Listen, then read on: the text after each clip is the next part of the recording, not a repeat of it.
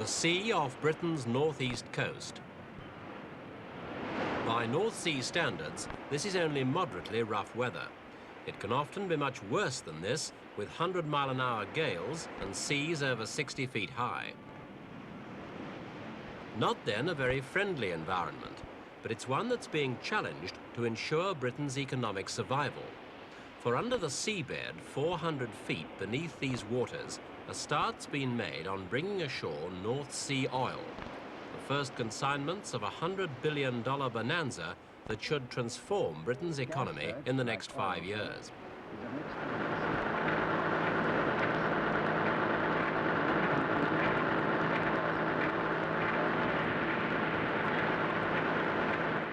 For the crews on the rigs and production platforms, it's a highly paid but bruisingly tough existence. And for none more than the deep-sea divers, who've been faced with tasks more dangerous and more difficult than their profession has ever encountered before. The exploitation of North Sea oil has pushed forward the frontiers of industrial technology, and diving has proved one of the most hazardous areas of all. In the last 4 years, over 20 divers have been killed in the North Sea and scores more have been injured. Casualties which have led to demands that the whole diving business should be regulated by government legislation.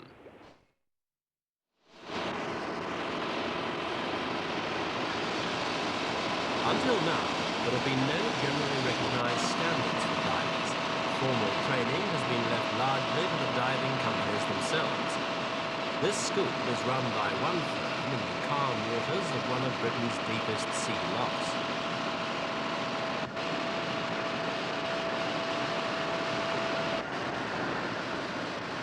Faced with a chronic shortage of divers, the big international companies have offered huge salaries to attract experienced men. Smaller companies have found it difficult to compete.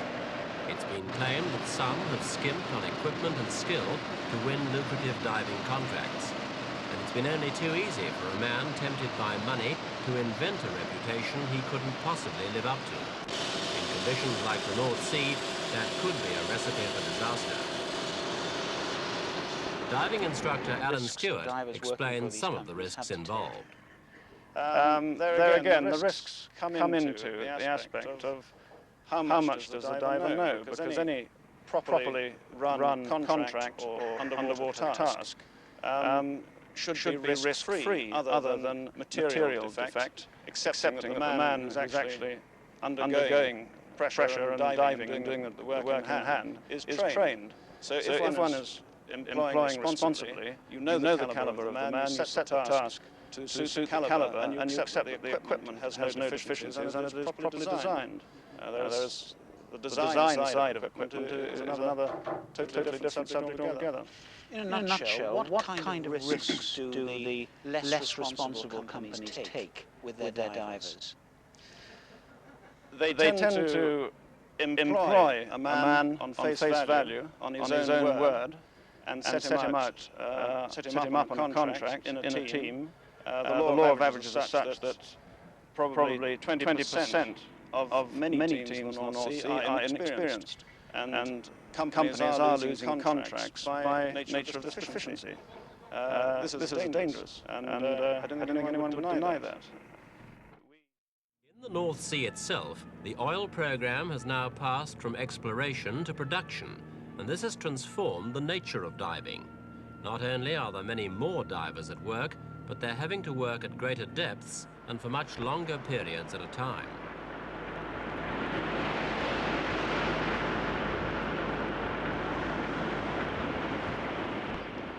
Laying an underwater pipeline, for example, is an exacting and dangerous business. Last year, 2 divers, both in their 20s, were killed in just such an operation, one of them being sucked up the pipe he was working on.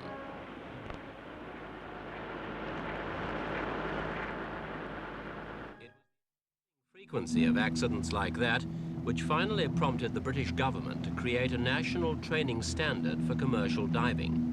An agency now monitors the activities of diving schools and issues certificates to those candidates who succeed in completing courses run to the national standard. This centre in Scotland is one of 3 so far approved.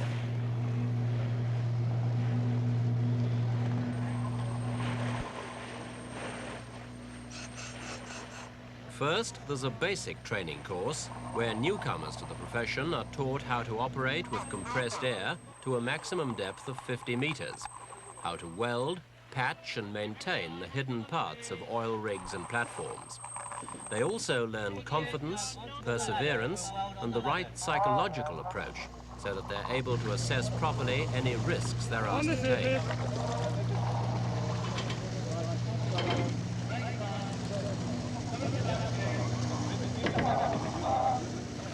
But it's not just newcomers they're after here. Last month saw the first group of hardened professionals back in the classroom, learning everything they should always have known about deep-sea diving. This 6-week advanced course will cost their firms over £5,000 a man. It's got me almost certainly an extra manhole to it. On the side. Generous subsidies offset some of the costs, for the government's aim is to buy out bad practice at those diving schools which offer fancy certificates after only a minimum of training. It's not difficult to see where the money goes. Each man on the course uses £1,000 worth of helium and oxygen gas during his 6-week stay. And these operating expenses are on top of the £2 million of capital costs that went into equipping the school.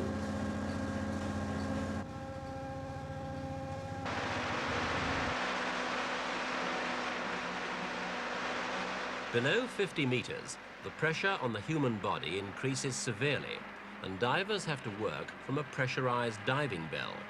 The pressure inside the bell is equalized with the pressure in the sea outside, enabling the acclimatized divers to work at depths down to 200 meters and even lower. When they've finished their stint, the divers return to the surface in the bell, and then comes the snag. Because after only 10 minutes working at 200 meters, they have to spend a further 5 hours decompressing before it's safe for them to emerge from the bell. That's time-consuming and expensive. The solution to this problem is what's called saturation diving, where divers live for several weeks at a time in small chambers under the same pressure at which they work. They only decompress when they finish their whole work cycle, and then the process takes several days.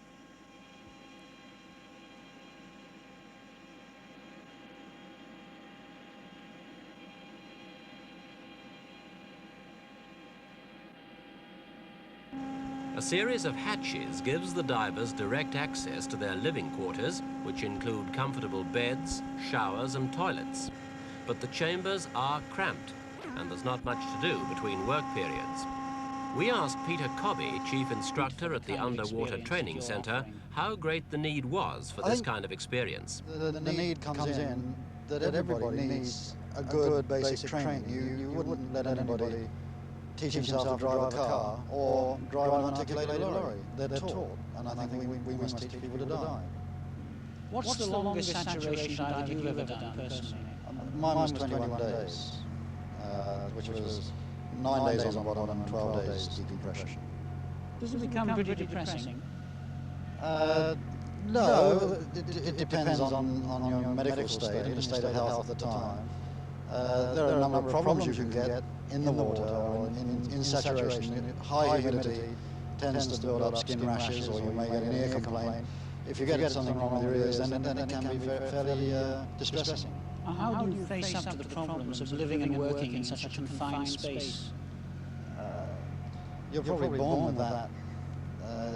As a coal miner or anybody who tunnels, I think you couldn't put somebody with claustrophobia into that kind of atmosphere at all. But at least if a coal miner comes up at the end of his shift, you're stuck down there until you finish the job. Well, yes, but you make up for that with music and good food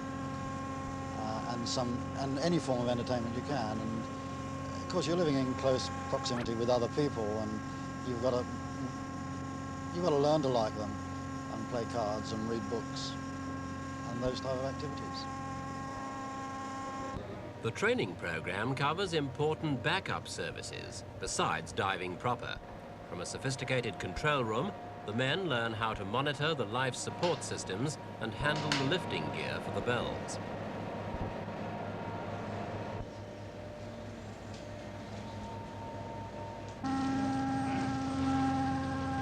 Dives of 400 meters, depths never before attempted, can be simulated at the best equipped schools. Some saturation divers say that the only thing that keeps them going is the thought of their bank balances. The top men to emerge from these courses will probably be the highest paid workers in the North Sea, earning well over £100 a day. But the risks are enormous, as Professor George Smith of Aberdeen University's Medical School explained. Well, I think there are the usual hazards, which I think everyone's familiar with now, the effects of compression, decompression, air embolism, and so on. But you must remember, in addition to that, you have divers who are engineers, electricians, or whatever. They're working down in depths and doing mechanical jobs. They're working on pipes and large metal objects, so that you have the additional hazard which would meet us on land of large metal objects, suctions in pipes and so on, pulling divers in, damaging their limbs and that sort of thing. That's the additional hazard to the trade of diving, as it were, these mechanical hazards. This is an operation that's going on certainly, I would say in depths such as have not ordinarily been encountered before. When I say ordinarily, I mean not encountered in routine working day. We're looking at By 1980, when oil production will be at its peak, about 6,000 divers are likely to be working in the North Sea. With good training and good equipment, risks can be minimized. The divers themselves know that in such a harsh environment, there's no such thing as 100% safety.